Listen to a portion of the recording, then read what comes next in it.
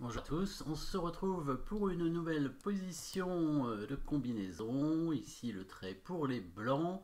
Alors au niveau protection du roi, le roi noir est bien attaqué, hein. On voit la dame blanche sur la diagonale sans le fou du fianchetto d'ailleurs, hein, on remarquera de nouveau sur cette diagonale, donc avec le trou là, hein, toujours ce trou ici qui est très important, qui permet souvent des attaques. Évidemment les deux tours en batterie, hein, sur le pion ici, même s'il est protégé pour l'instant.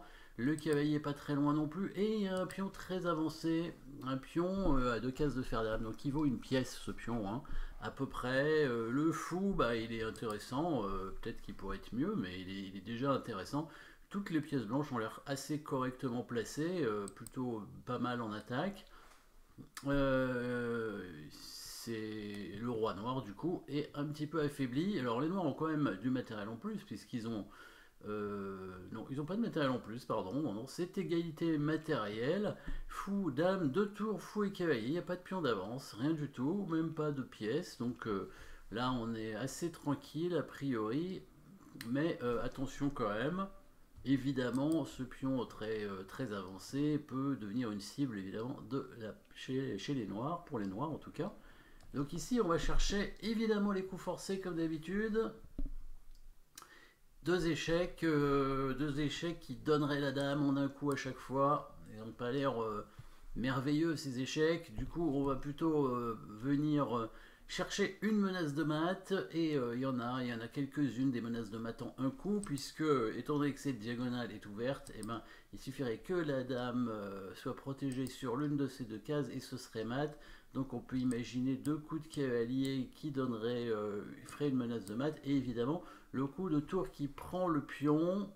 Euh, voilà, ce sont les trois coups qui menacent mat. On peut éliminer peut-être tour prend pion parce qu'il y a le fou qui prend la tour tout en attaquant la dame. Du coup, ça risque pas d'aller très loin probablement. On attaque la dame avec les noirs, on prend une tour. Euh, Cavalier en F5, c'est la même chose. Le cavalier va être pris par le fou, il va y avoir une attaque à la découverte, donc on va essayer plutôt de rechercher évidemment la destruction de la chaîne de pions devant le roi avec la menace de mat, hein. Voilà comment on peut trouver évidemment une solution ou en tout cas une combinaison. Le cavalier qui prend le pion et qui menace mat, comment va-t-il paraître? Va être à peu près forcé de prendre ce cavalier, il peut prendre de deux pions différents. Évidemment, s'il prend du pion H, je pense que vous avez vu la nouvelle menace de mat qui va apparaître et qui devrait forcer les noirs à sacrifier leur dame. Évidemment, hein. S'il prend avec le pion H, toujours une menace de mat ici. Alors, toujours pas tour point F7, hein, parce que sinon la tour va être prise. Par contre, il y a eu un dégagement d'espace, hein. C'est l'intérêt de la destruction de la chaîne de pions devant le roi en général, hein. C'est de dégager au moins une case, éliminer un pion qui défend le roi, bien entendu. Et du coup, on amène la tour en équerre et on menace mat ici avec la tour et la dame. Du coup, ici, pas énormément de coups à part dame prend tour pour parer le mat. S'il pousse le pion, c'est l'autre coup qui permet de parer le mat, mais là c'est pire. Je pense que la tour prend le pion et il va quand même pas réussir. Les noirs ne vont quand même pas réussir à éviter le mat, hein, parce que la menace c'est de prendre tout simplement le pion G6 sur échec. Si le fou vient protéger, à mon avis, ça devrait pas poser trop de problèmes aux blancs pour trouver un mat assez rapide, hein. On peut évidemment trouver une destruction de la défense comme tout à l'heure, hein. Alors on va pas faire l'échec à la découverte puisque la dame est attaquée a priori. Donc on va simplement détruire encore une fois la chaîne de pions avec la tour prend pion. Et quand il va prendre avec le fou, on a le choix, soit on fait d'abord échec avec la tour, soit on amène le fou. Oui, pas oublier le fou quand même, hein, qui est là. Le fou qui peut arriver et qui est très utile ici. Fou échec, et quand le roi va bouger, on va le mater avec la tour, voilà. Et s'il court avec le fou, évidemment ce sera mat aussi avec la tour. Du coup, il va être obligé de prendre avec l'autre pion. Voilà, et c'est là qu'il faut trouver un bon coup, évidemment, toujours les bons coups. Alors, il y a un nouvel échec qui apparaît, c'est la tour en F8. Ça, c'est un coup forcé, la tour noire va prendre, on va prendre le fou sur échec. Il va bouger son roi en G7 ou en H8, plutôt pour éviter peut-être des échecs. Il peut faire échec en E5, mais il va revenir. Ah, peut-être qu'il vient plutôt en G7 pour pouvoir couvrir l'échec en F6 avec sa tour. Ouais, ce serait mieux.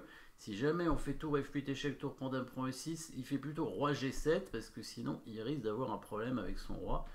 Et si on fait dame E5, il peut couvrir avec sa tour en F6. C'est pas sûr qu'on obtienne quelque chose d'intéressant. On a quand même donné... bon, on a donné quoi? On a donné une tour, hein, c'est quand même pas mal. Hein. On a quand même donné une tour. On a quelques échecs, hein, mais pas suffisant. Hein. A priori, il va venir en G7. On a un échec en E5, mais il va couvrir avec sa tour, a priori en F6. Il peut aller en H6 aussi avec son roi. Hein. C'est vrai qu'il n'y a plus trop d'échecs avec le roi en H6. C'est pas mal aussi. Je pense que les deux coups sont bons de toute façon pour les noirs.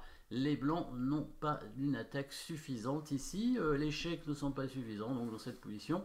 La menace de mat, en tout cas en un coup, ne semble pas suffisante non plus. Tour F7. Encore une fois, hein. Donc on va trouver une autre menace. Alors est-ce que c'est une menace de mat? En tout cas, en menace de gagner du matériel, ça c'est sûr. Est-ce que c'est une menace de mat? Probablement, mais sans... Je suis pas... Non, c'est simplement peut-être une menace de gagner du matériel avec une continuation d'attaque. Hein. Pour l'instant, on a donné un cavalier. Bah, on va simplement essayer de récupérer du matériel avec les blancs pour l'instant. Et on va amener une nouvelle pièce en attaque. Vous avez probablement vu le coup. Pas d'échec, donc pas de menace de mat a priori. L'attaque de la dame semble pas possible. On pourrait attaquer une tour directement, poussant le pion. Mais on va l'attaquer en deux coups grâce au coup de fou qui revient. Un très bon coup. Le fou qui arrive ici en D5. Donc là, on menace de prendre le fou sur échec. Et il sera obligé du coup de prendre le fou avec sa tour. Il n'a pas le choix, il n'a pas d'autre case avec le roi. Hein. Donc du coup, là, c'est quand même une menace assez forte. Hein. On n'est pas loin de menacer mat à mon avis quand même. Hein. Je pense qu'on menace... on peut peut-être faire une petite déviation hein, avec l'idée tour F8 échec. On dévie la tour et après on prend le fou. Et là, je pense que c'est une menace de mat. Hein. Si c'est au noir de jouer, si c'est au blanc de jouer dans cette position, au lieu de faire fou, prend fou échec, qui est un bon coup quand même, mais tour F8 est encore meilleur puisqu'on va mater en 4 coups. Tour F8, tour prend F8, fou prend 6 échec, tour F7 forcé, fou prend F7 échec, roi F8 et dame H8 mat. Hein, mettons qu'il joue son cavalier par exemple n'importe où, voilà, il le met en prise, c'est pas grave. Tour F8 échec, fou prend E6 échec, fou prend F7 échec, voilà, et le mat avec la dame ici, hein, le pion qui protège cette case, évidemment, le pion très fort, et qui va peut-être être encore plus fort même bientôt, quand le fou noir va prendre le fou blanc. Est-ce qu'il y a le choix? Alors on pourrait faire dame D7, mais là c'est la fameuse déviation qu'on vient de voir, hein, le fou n'est pas suffisamment protégé. Voilà, on dévie la tour. Du coup, dame D7 n'est pas suffisant, donc le seul coup qui lui reste, c'est de prendre le fou. Il prend sur échec d'ailleurs, mais ça n'a pas d'importance puisqu'on reprend le fou de toute façon sur échec. Le roi va bouger, il est venu en H8, parce que comme ça, il n'y a pas d'échec avec les tours et la dame. Bon, on peut, mais on va mettre les pièces en prise. Et là, le dernier coup de la partie, tout simplement.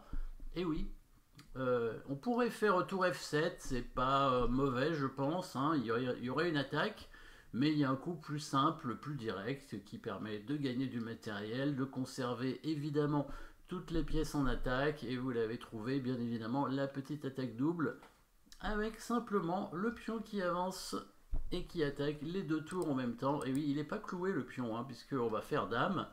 On va faire dame en prenant une tour. Alors, il peut être cloué, effectivement, si la dame noire peut prendre la dame blanche. Alors, si la tour, par exemple, vient en E7, là, c'est pas possible, parce que là, on prend la dame, et la dame noire est clouée, donc elle peut pas prendre en D5. Par contre, si la tour reste sur la 8ème, on peut pas prendre la tour en faisant dame, parce que sinon, il prend la dame en faisant échec, hein, très important. Sauf que maintenant que la tour est partie, évidemment, on peut faire ce petit échec, qui est plutôt intéressant puisque la tour va être obligée de couvrir, et maintenant on va prendre en faisant dame et on va bientôt mater avec les deux tours ici, hein, puisque la tour est clouée.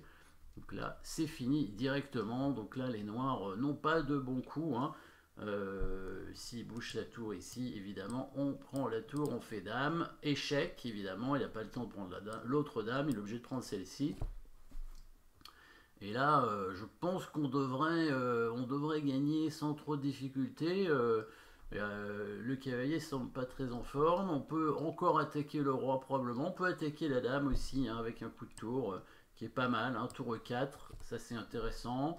On peut essayer de faire un échec sur la diagonale en attaquant le cavalier quelque part.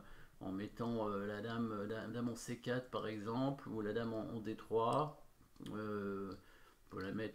On peut la mettre en C5 dans l'idée de faire échec en F8, ça peut être bien, effectivement. Attaque double, dame C2 et tour F8. Ce sont les deux menaces en même temps, hein, les noirs qui pourront probablement pas parer les deux en même temps. Hein.